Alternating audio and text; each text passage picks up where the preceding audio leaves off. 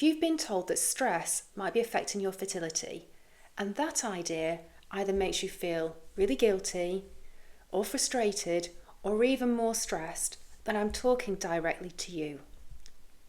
I hear this a lot from the women in my clinic, and I want to explain to you that stress doesn't affect your ovulation in the way that you think it does. And understanding how it all works can actually be really relieving. Many women that I work with are doing everything right. They're organised, proactive, they're researching everything, they're going to yoga, and still being told to just relax. And I know from my own personal experiences going through miscarriages that just having somebody tell you to just relax makes you want to stab them in the eye. If you've ever struggled with fertility, you will know that it's absolutely impossible to just relax. Living with stress is completely normal. The problem is that we are designed to live with spikes in our stress hormones for about 20 minutes in any 12-hour day. And most of the women that I treat for fertility can't think of 20 minutes in their day where they weren't stressed. Most women are spinning plates, and living like this for a prolonged period of time can cause all sorts of health issues, not just fertility related, but with your sleeping, your immune system, your digestion, your skin. It's not a great way to live at all. From a Western medical point of view, ovulation is controlled by signals from the brain to the ovaries. And when you're going through periods of intense stress, your body will prioritise the survival hormones like cortisol and hold back from releasing hormones for ovulation. Interestingly, you don't have to be going through a very stressful period of time for that reaction to happen.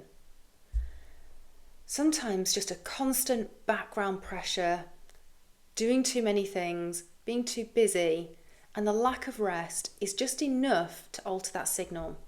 And some people are far more sensitive to it than others. I've worked with women who are going through extremely stressful situations and their ovulation is unmoved. It's as regular and predictable as always. And other women can have just a small spike in stress and their entire ovulation system is just falls apart. Quite often when I ask somebody in my clinic, how stressed are you? They will say, well, no more than usual, maybe like a 4 out of 10, something like that. When I ask them how their partner would rate their stress level, they think, oh my gosh, actually my partner would say I'm probably more like a 7 out of 10. And when I say to them, how busy are you? Are you spinning around in circles doing loads of crazy things all the time? How busy is your day? They'll go, oh gosh, yeah, like a 9 out of 10. And to me, that's the true stress recording. Because stress is just your body working above 100%, slightly more than what it is comfortable doing. And for most women that I know, that is all the time. Just because the stress is normal for you doesn't mean that we don't need to address it. Just because you are used to operating up here, go, go, go all the time, and you've probably been like that since you were in school, we need to start looking at this now, because I know that if we don't look at it now, some point in the future, this is going to really catch you out. In traditional Chinese medicine, stress affects fertility through the smooth movement of qi, in particular the liver qi.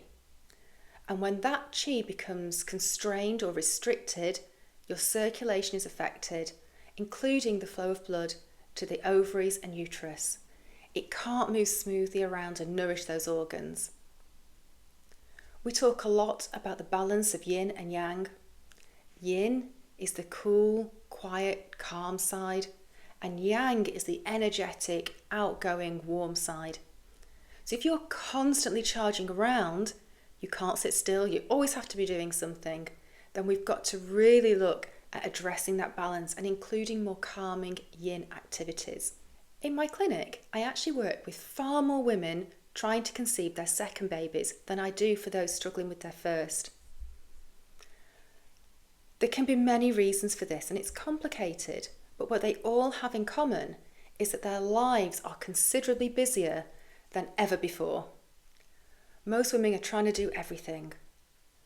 They're trying to have a full-time job, hold down a relationship, run a household, go to the gym, keep up with friendships, but now they also have a baby and toddler to attend to. So this calming yin downtime just is almost non-existent. A great example of this is a patient I saw at the start of last year who came to be really stressed and frustrated that she'd not yet conceived her second baby, even though her first child came along easily the first month of trying.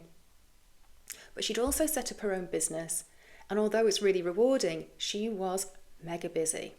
She came to an appointment with a carrier bag full of supplements, plonked them out on the desk, and asked me which one should she be taking.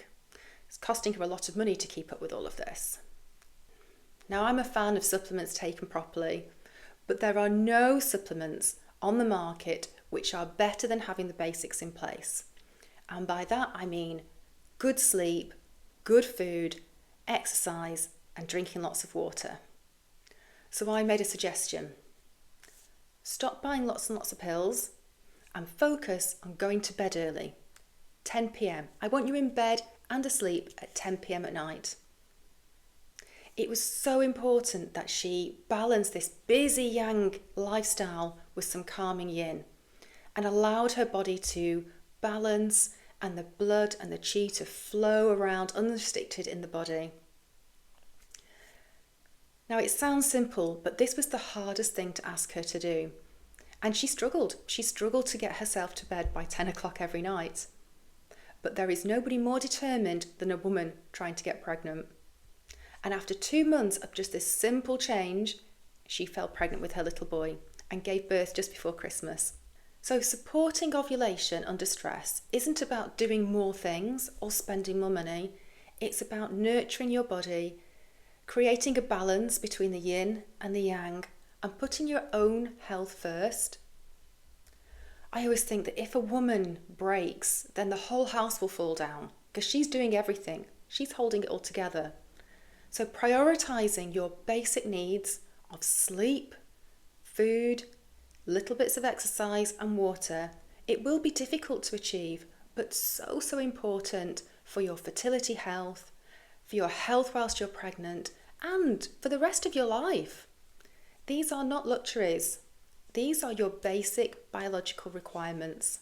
So if stress is feeling like a constant background hum in your body, I've created a free, calm reset guide for you. It's designed to help you and your body feel safer and work better, which is essential for ovulation and your fertility. And you can download it for free just by clicking the link in my YouTube bio. Please start today. And if you want more calm, clear fertility education like this, please subscribe to the channel and I'll see you soon.